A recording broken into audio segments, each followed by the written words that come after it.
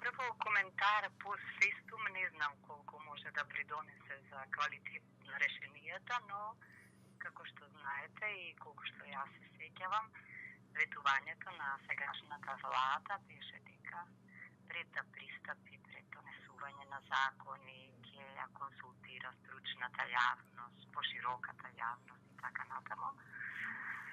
Не се случи тоа. Најкусо ова би го карактеризирала како право во границите на политиката, наместо обратно, наместо политика во границите на правото. Зошто мислам дека е вака? Затоа што со закон не можете да смените устав, ниту да дополните устав, тој мора да има уставен основ. За жал, и јас го делам вашето мислење дека овој закон, законот, јас и не знам кое му е вистинското име, дека е надворот, дека ги надминува уставните рамки, но исто така дека е надвори од рамковниот договор.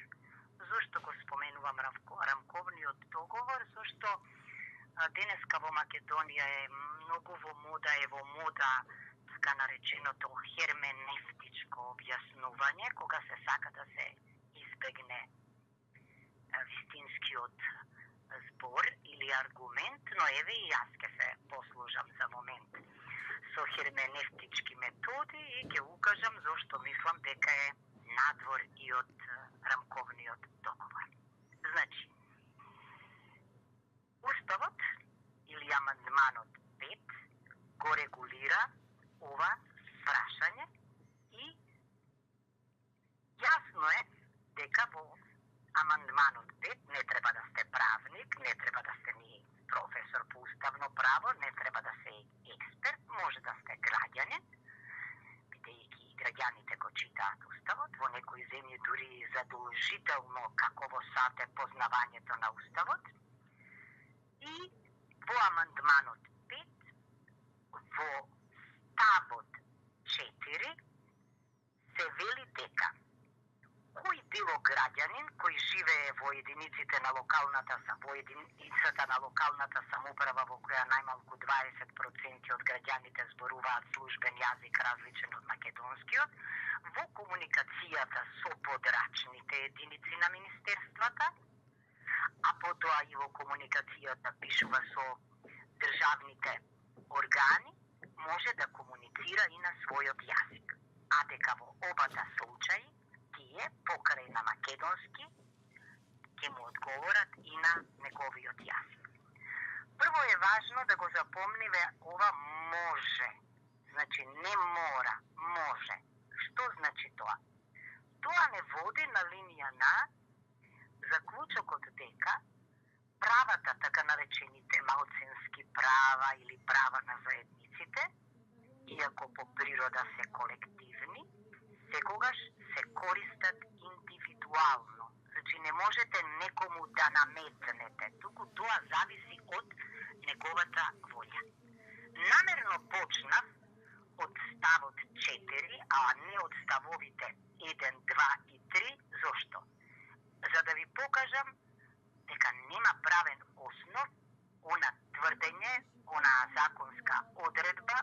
Јас само 3-4 сум видела, морам да кажам, не повеќе, немам интегралниот текст на законот, во која што пишува дека во сите државни органи, јавни предпријатија и така натаму, покрај македонскиот јазик, ќе се користи како службен и јазикот што го зборуваат 20% од граѓаните, во заграда дури прочитав и албанскиот. Значи, правната логика, уставно-правната логика, која е важна при интерпретацијата на уставот, мене ме тера да си го поставам прашањето.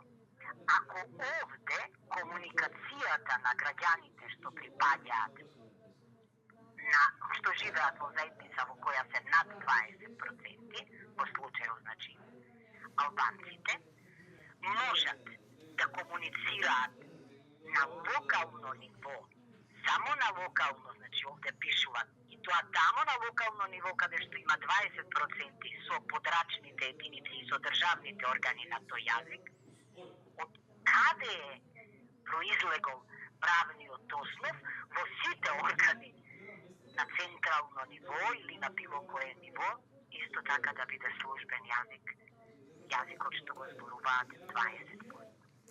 Да се вратам сега назад. Која е логиката во претходниот став, во ставот 3, да пишува дека личните документи на граѓаните ќе се пишуваат и на јазикот на 20%, ако всушност гледаме се на статус на втор државен јазик. Во претходниот став јасна е дистинкцијата меѓу македонскиот јазик како службен јазик на целата територија и во меѓународните односи. Зошто? Заради потребата од код за комуникација во секое мултикултурно општество, мултиетничко општество, како македонското општество, и во вториот став пишува да службен јазик е друг јазик што го зборуваат најмалку 20%, повторно не случајно друг јазик, а не албански јазик, зошто повторно заради мултикултурниот карактер на државата, оти ние сега ако порасне процентот на турците или на некоја друга заедница, повторно ли ќе носиме друг закон или ќе го менуваме уставот, ама творците на законот, што го имаме сега пред себе, става точка каде што има запирка, тука пишува во вториот став како што е определено со овој член. Значи, за разлика од првиот став и првиот јазик, во вториот став точно обемот на употребата на службениот јазик е определен со амандманот 5. Така. Следи оној фамозен став дека во органите на државната власт во Република Македонија службен јазик различен од македонскиот може да се користи во согласност со закон, меѓутоа во уставна рамка. Дека уставната рамка, согласена со рамковната рамка, Охридската, многу лесно може да се види од анексот Б на рамковниот договор, кој што се однесува на законодавните промени, и овде под точката 8 насловена не во еднина, не закон за употреба на јазиците, туку во плурал закони за употреба на јазиците.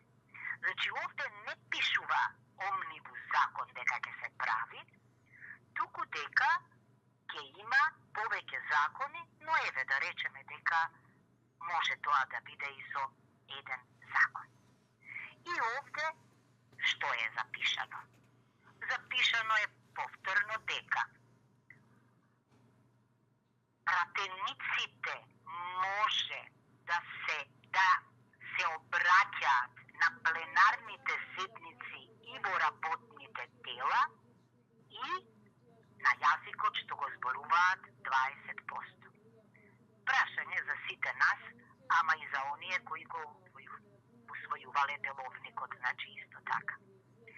Ако пишува дека може да се обраќаат пратениците на седниците и во работните тела, значи што не пишува, ние правниците викаме аргументум а контрарио, не пишува дека е тоа службен јазик во собранието, бидејќи нема да пишува дека само обраќањето на седниците и работните тела, така? Да. А овде кога имаме државни органи, значи целосно во собранието. Понатаму, во следниот став пишува дека ќе се објавуваат законите и на македонски јазик, но и на јазикот што го зборуваат 20%. Следниот став се однесува на пишување на имињата на државните и на јавните службеници, значи логика нема да се издвои ова, доколку во државната и во јавната администрација, исто така, втор службен јазик е и јазикот што го зборуваат 20%.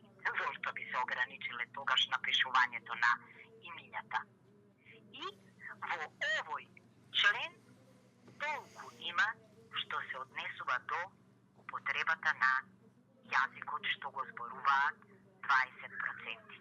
Да се вратам само на Уставот, последниот став од Уставот, од амандманот 5 се однесува на единиците на локалната самоуправа каде што има 20%, каде што има целосна билингвалност, трилингвалност во зависност нели од процентот 20, што значи повторно кога херменевтички го читаме, односно интерпретираме Уставот, не можеме да заборавиме на овој став.